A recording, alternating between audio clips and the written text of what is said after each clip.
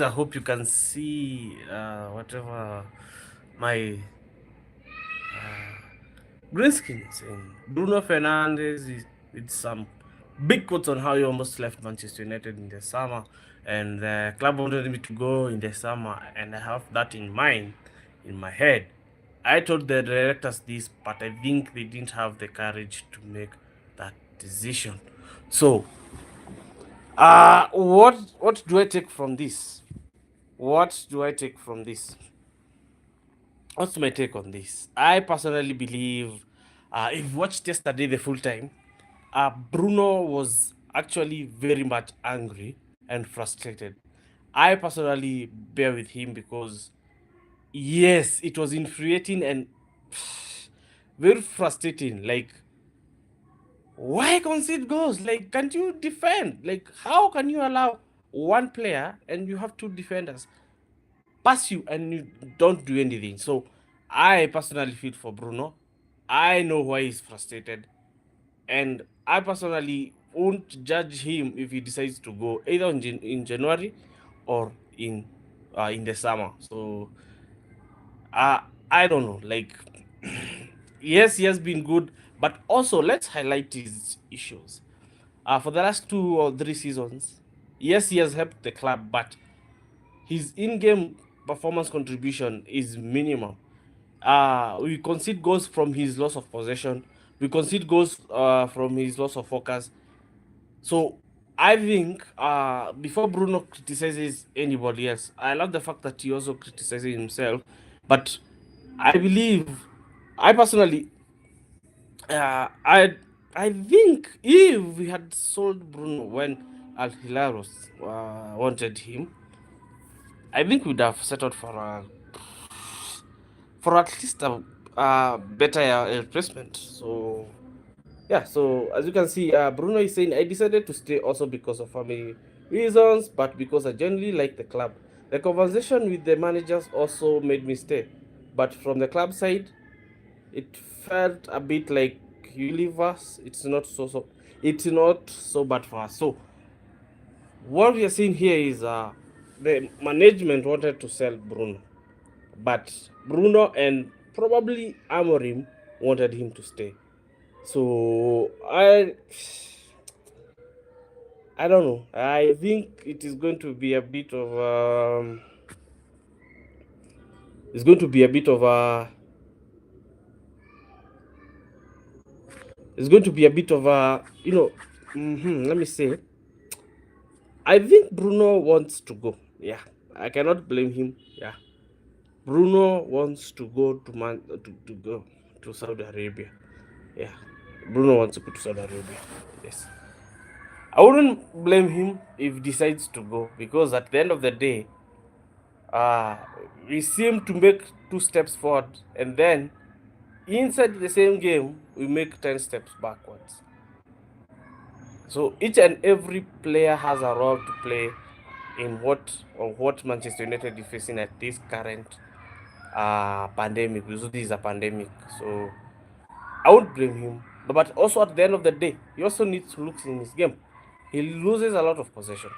I don't know if it's because he's playing in a position that he's not used. He's not a midfielder. Bruno is a number 10. That is an AMF. So it's either Amorim signs CDM come January, either permanent or on loan. But permanently, I don't think there will be a viable option. But we actually need a number 6, a ball breaking and a ball player, a pass breaker. Because as I said yesterday, okay, actually today in the night, in around 1 a.m., when I did my post reaction view analysis, I said you need a number 6, and that is not going to change. And I think personally, Amorim is looking at it, and the club is aware. Vivel and Wilcox, I know they know that. We, Manchester United, if we want to do something, we need a number 6. We cannot keep on depending on now 33-year-old Casemiro. He ain't bad. I love him. I love his game, but his legs are long gone. We have Aston Villa next, and then Newcastle. I'm telling you for sure. I'm telling you for sure. We might win these games, but the pressure will be on us. We might win these games because I believe this squad can win the game, can win these games. We need to. And I keep on repeating and saying this. We need to be on the front foot each and every game from minute one to the last. We shouldn't allow these teams to get into their game because the moment you allow them to do that, then it's that's over for us. So and the other thing is about the free kick yesterday of Tavernier. If you're a true football fan, you do know Tavernier has a brother in who plays for Rangers, and these brothers, when it comes to free kicks and corner kicks, they are superb. They are superb. So when I saw him taking the free kick, I actually told my brother, you know what, this is going to get in because, and he asked me why, because I know them. I said I know the brothers, the Taverniers. These guys are spectacular. You need to go and watch his brother's free kicks for Rangers. That guy is I don't know, he's a magnet. I remember that there's this certain season Rangers won the title. There was this time, yes, I believe it was in the Europa League season, and they were having a very very very very, was it, I think it was I think that season Ahmad was on loan. Yeah, and was this Steven Gerrard who was the manager at Rangers? I don't know, but I believe it's that season where Ahmad was on loan. And let me tell you guys, I used to watch some of the matches, and why you d- fun fact by the way, fun fact. This guy, this Tavernier for Rangers, he has at least 137 goals. 137 goals. And he's a right back. Can you imagine that? A right back with 137 goals. If what I saw and what I read is correct, he has more than 137 goals for Rangers. Just imagine. And he's a right back. A right back. And most of them came from free kicks and corners. Yes, that guy can score from the corner directly. Like these guys, and the fun fact is they both use the same. They can use both legs on hitting a free kick depending with the position. Imagine having a right back who has more 137 goals, more than majority of players. Okay, more than excluding Kina Haaland and Alexander Isak.